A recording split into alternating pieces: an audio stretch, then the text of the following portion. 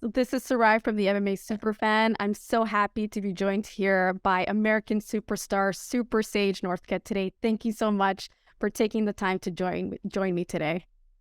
Oh yeah, you bet. Yeah, thank you. You're welcome. So these next few weeks must be exciting for you. We're getting down to the wire now, and in just 2 months, you'll be staging your second debut for One Championship at One Fight Night 10 on Prime Video. So in many ways, you kind of get to have like a do-over, right? How happy are you to kind of like be fighting again in the United States? Oh yeah, I'm super excited for it. First US fight for one championship. So I think other American athletes is awesome. And I'm super excited to be on the first US card. And it's pretty cool that it's in Colorado too. So I'm looking forward to it. Awesome. Awesome. Obviously, the first fight didn't go as planned. Do you feel any pressure to perform now that you're coming back? Like you need to get this win. Is it like a make it or break it fight for you right now? Well, I mean, I obviously want to make one championship proud of what they signed. I know coming from the UFC, I was on a 3-fight win streak. I know my first fight with one championship didn't go as planned. It was a very large weight class also.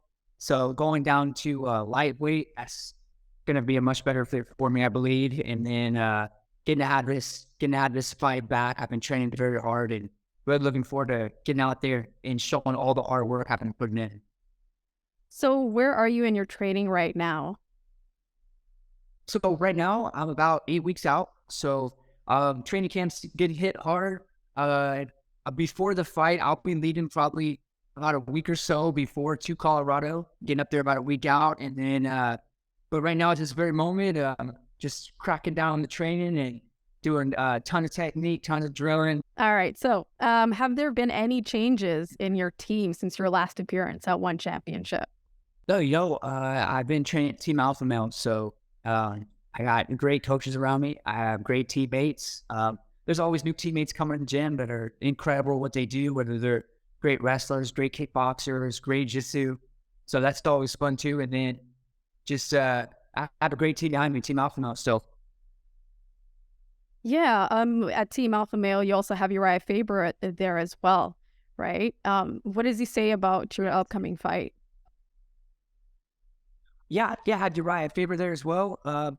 It's been obviously a little over 3 years since I fought, and he is super excited. I'm really excited to have him coaching me and be in my corner, and we're going to be working tons of good stuff and game plan for this fight and just making sure I'm ready. Perfect. We're going to talk a little bit about your support system. You know, you have Okay. your dad, you also have your wife, Amanda, you have your sister, Colby, who also fights for One Championship. Like, how involved are they in your training? And how important is it for them to be in your career right now? Well, right now I'm out in Sacramento by myself, so I came out to Sacramento and flew out here. Got my car out here and have just been training full time. So my family's back home in Texas right now, and I've just been focusing on going out there for my best. So that could always be hard, being away from family, being away from your loved ones, obviously. But yeah, I have my since I've been a little kid, I have my family support. My dad did one of my coaches growing up. My sister's an incredible fighter. My brother-in-law, he's one of the top kickboxers in the world and incredible. And everybody supporting me feels great. That's awesome.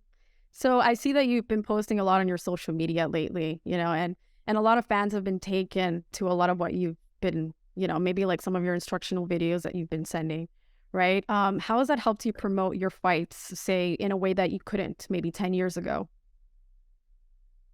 Well, I feel like the game is always evolving. So basically, right now, if you look back 10 years ago, where MMA fighting was, the level of technique, the level of skill set was much different. And like even when MMA fighting first started, you had like a striker versus a jiu-jitsu guy, for instance. And now it's everybody's so talented. Everyone has so many different techniques. So that's always fun. Get to like show fans a little bit here or there of different styles of martial arts and get to like kind of like push through stuff. Yeah, for sure, for sure. And also you've Yeah. been, I think the last video that you posted recently, you were wrestling this scary dude. I think you were trying to teach him something the last 2 days. Yeah, Malachi Black. Yeah, pro wrestler. He had some pretty cool moments too that he does in pro wrestling. And we just had a good time, like talking. He grew up doing martial arts, so that was a good time hanging out with him and talking about martial arts. Did he teach you anything that you might find useful for your upcoming fight? Yeah, he showed a couple cool he likes in pro wrestling. They're pretty like flashy moves, and they're a little different. Obviously in pro wrestling, they're making sure that they're not trying to hurt each other or put each other out, obviously. But it's a little bit different of a sport. But he has some really cool stuff to show that, and he's super good at. And he's not scary at all? Oh, I mean, for me, no, but he's definitely he's definitely really good at what he does. He's a pretty big guy too. Is there any advice that he gave you? Because I know that he's got like numerous like championships and like wrestling and stuff. Did he give you any advice? We talked for a bit. He grew up with those kinds of stuff about martial arts and existing and um, what it takes to be at the top. Okay. So let's get to the nitty bitty of things, nitty gritty of things. Like we have your next fight.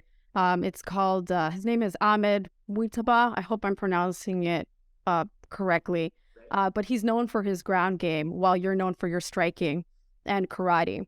How confident are you with your grappling skills at this stage of your career?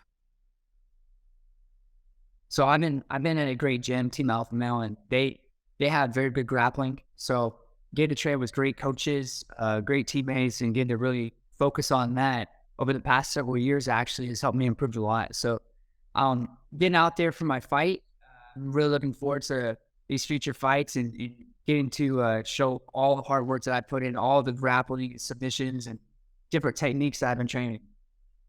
Would you say that he's a good matchup for you stylistically?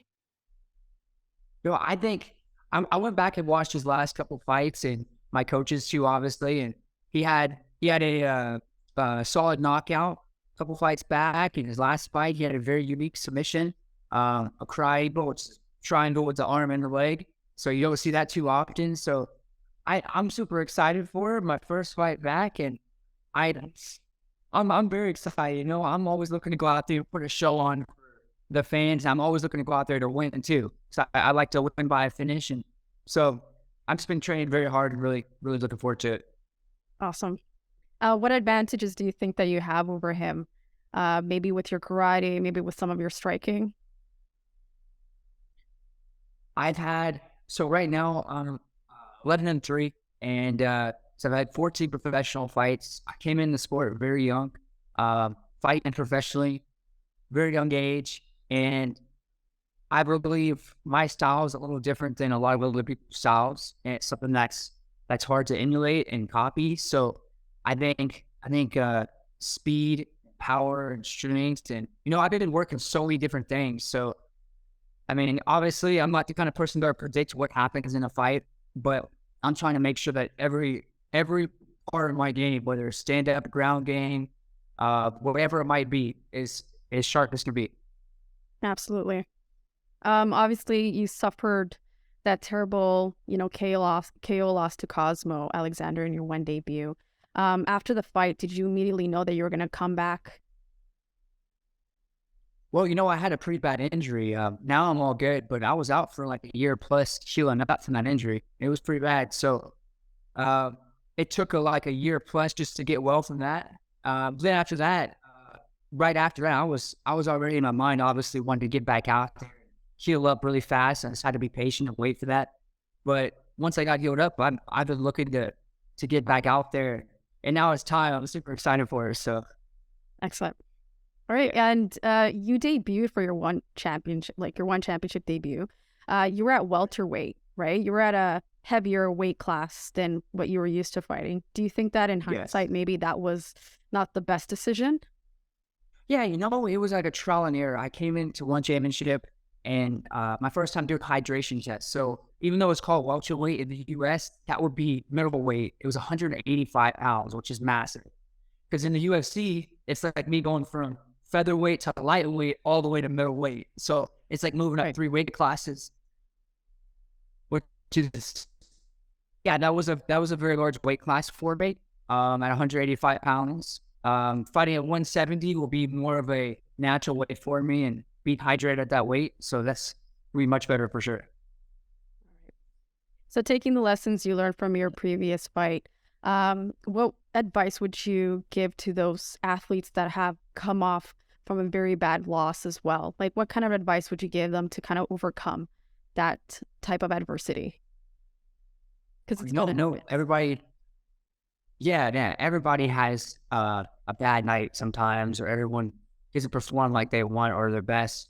But it's not about like the loss that you have, or however bad you might fall or get beaten or whatever it might be. It's pretty much how you get back and you come back, you know. So a lot of people would be very afraid to even step inside the cage or step inside there and actually have a fight. So that takes a lot of guts. And I think that for anybody, they have something bad that happens, sometimes it's setting up something great for the future. Awesome. There are absolute killers in the lightweight division right now, one championship. When you beat Ahmed, do you think it would be enough for you to fight somebody maybe in the top 5 rankings? Oh, thank you. I'm gonna, I'm taking this one fight at a time, and that's really up to one championship. So right now, my focus is on Ahmed. That's my sole focus, just on this fight. And like I've said in a couple of the interviews that I would like to, after this fight, I would like to have a couple more fights this year, if possible, and stay very active. But at the moment, focus on this fight, and that's really up to one championship's call. How about Shinya Aoki? I know you're supposed to fight him before. Are you excited maybe to kind of like square off with him in the future? Absolutely. We had a fight scheduled, so definitely. I feel like that'd be one really exciting for the fans that they want to see. So after this fight, maybe that's something they can set up. Yeah, I think that would be so much fun to watch. You also have a kickboxing background. You know, with so many options happening in one championship, you got the kickboxing, MMA, and then you have also Muay Thai, right? Are you thinking maybe that you have maybe like a nice avenue there to go into kickboxing later on? Definitely. I know this fight's an MMA fight, but that's what's so cool about one championship is that you got kickboxing, Muay Thai, submission grappling. I would like to do them all actually. And maybe after this fight, maybe I have a submission grappling match. Maybe that's against Yeah. Shineo, or I go and have a kickboxing match. So I would definitely like that for sure.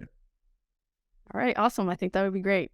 As mentioned before, you're going back, you're going to be fighting in the US, in Colorado. Um, there's been a lot of like superstars rising in the promotion.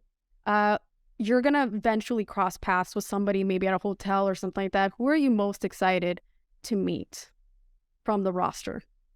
Oh, that's a good question. I like right now the fights that have been announced. There's for May 5th. There's so many different exciting fights going on. Different world championships, submission grappling, super fight.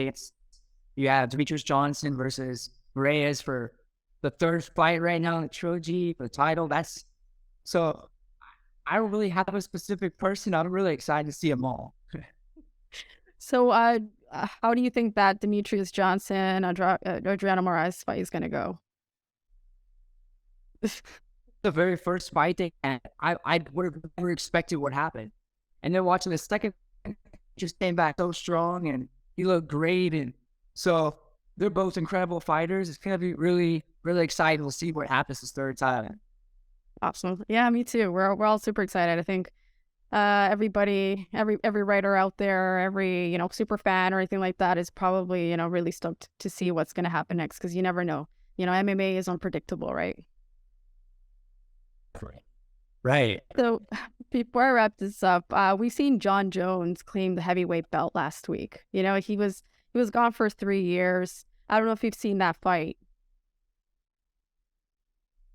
Right. Yes, I did watch the fight. So how does his triumph? So my folks can I love you said what I think about it. Oh yes, yes. Like we've seen him we've seen John Jones claim the heavyweight belt, right? And he was gone for 3 years. So how does his triumph kind of motivate you to do the same, get this win after having a long layoff? But yeah, I definitely watching his fight. You're right. Yeah, he was out for about 3 years, I believe, and he came out there first round and got the submission, not quit. I mean, definitely pumped me up. That's for sure.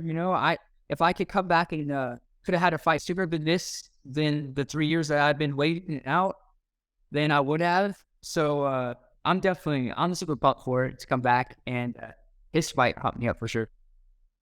All right. And just for my last question, if you can bring one person, it could be a celebrity or a star, with you during fight week to just give you that extra motivation, who would you choose? Right. Ooh, do they have to be like someone that's alive right now, or it could be any? Oh, well, okay, maybe you can answer for both. Maybe somebody who's not alive and maybe somebody who is. Yeah, definitely. I mean, it'd be cool if I'm bringing like Bruce Lee. That'd be pretty cool. I know he's not around now, but Bruce Lee, that'd be awesome. So right now, I'd have to think about that. I have some friends that won championship early on. Like, I was just talking to one of my friends the other day, Brandon Vera. He's super cool. We did some stuff on The Apprentice together for one. Yeah, I feel like he's got a great personality and super energetic, and I feel like he would get you super pumped before a fight. So that'd be pretty cool. Awesome. Yeah, I think those are pretty good choices. Brandon Vera is awesome for sure. Well, this is all for me today. Absolutely. Thank you so much, Sage. Thank you for your time. I wish you all the best of luck. And you got this. You could do this. Thank you. All right. Hey, thanks so much. I appreciate it.